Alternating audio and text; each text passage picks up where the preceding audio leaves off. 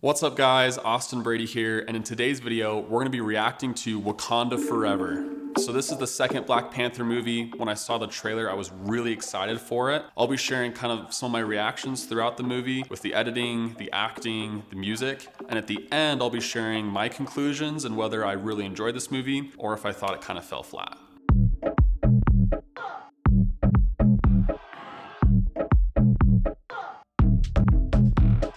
All right, let's start with the music. So Ludwig Göransson, I think I'm saying that correctly, sorry if I'm not. He is an incredible composer. He did Black Panther, the original. He did Black Panther, Wakanda Forever. If you love Star Wars, he also did Boba Fett, the Book of Boba Fett, and The Mandalorian.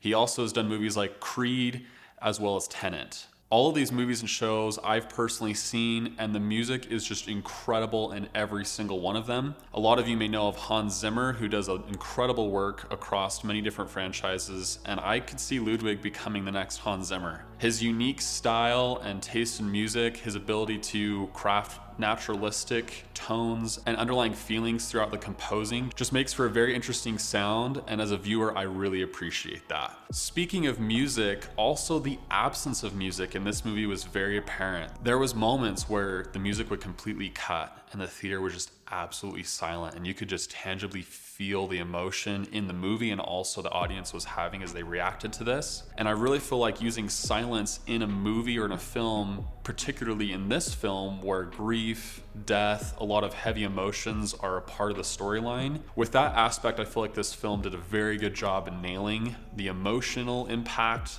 of what they were trying to portray, as well as sharing what the characters were feeling with just sound design and music itself.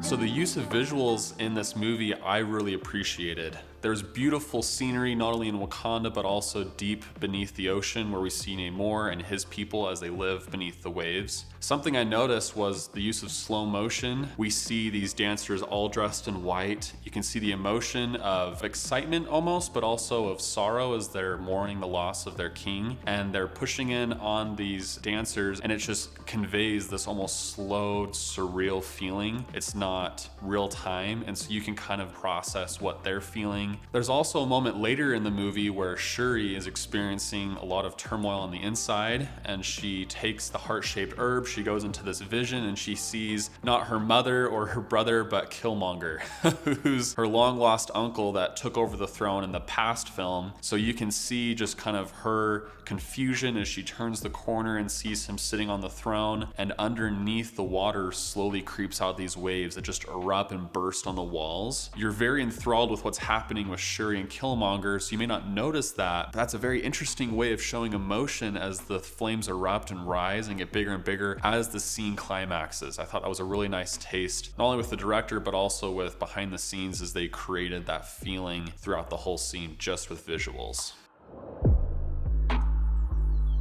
So I feel like the editing fell flat in some areas, but there was one moment where I felt like they did a particularly good job. So early on in the movie, there's a scene where the governments of the world have sent out their military to find an area where they can source and mine vibranium. So they have this vibranium detector deep in the ocean, and there's this very like dark, eerie scene where they send the scientists down and they're looking around the machine, trying to see if they found vibranium. And there's a moment where they see something off deep in the water, and instead of showing you exactly what they're experiencing, they cut back and forth to their heart monitors on the screen. They also have the sound of the radio as they're communicating back and forth. And it was a very eerie and thrilling way of editing that up because you felt afraid. And as those scientists deep in the ocean are being attacked, you could see their heart rate getting faster and faster. Their visuals were cut from the ship above, and the people on the ship had no clue what was going on, and we had no clue either because we weren't shown exactly what happened, which builds more suspense and more of a thrill with the dramatic unveiling of Namor's people as they attack the ship.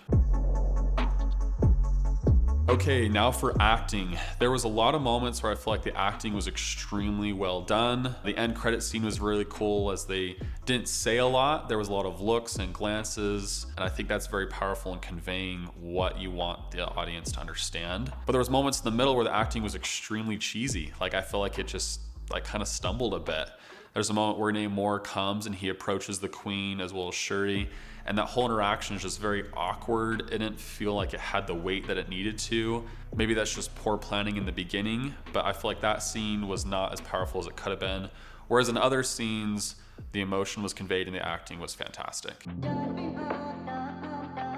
Okay, and then for tributes, they did a very touching tribute throughout the whole film, I feel like, not only to Black Panther and T'Challa, but also to Chadwick Boseman himself, who was the actor who played Black Panther before.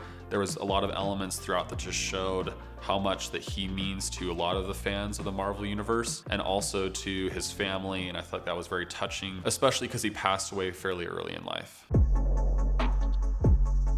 Okay, so my conclusion, this movie was great. I really enjoyed it. I feel like it was probably the best movie since Endgame. I have not been too impressed with the content that Marvel's put out. There's been some interesting films like Loki, but most of those films I feel like have just fallen flat for me. With Black Panther Wakanda Forever, it gives me a little bit hope that there may be some good content coming out from Marvel Studios in the future. I think it's a hot take maybe, best movie since Endgame, but I will say not the whole movie was fantastic for me. From the very beginning towards the middle was fantastic. I was very invested in the film. There was a lot of good scenes, some action, and then towards the end, when they had the fight on the big boat, I did not think that was going to be the finale. I really expected that was like kind of a second battle to the main final battle, but to my surprise, that was actually the final battle as Shuri and Namor kind of battle it out on the beach. And then that ending was good. I feel like we shouldn't be, having revenge, but it just seemed like there was not a lot of conclusion, which makes sense. This is a movie in a progressive line of movies, so maybe we'll have more closure in the future, but I feel like there was so much buildup, and it's like a 2.5 hour movie plus, that the end could have been way more epic. It just fell flat, and that's just how I felt. After that, the post-credit scenes, the scenes that kind of gave that resolve were really good, but just that moment itself, it was not as epic as I expected it to be. All right, guys, that's all I have for you today. Thanks for watching my review of Black Panther Wakanda Forever and some of my reactions. If you love this movie and you've seen it, drop your comments below. And if you didn't like this movie, I'd love to hear your thoughts as well. And we'll see you guys in the next video.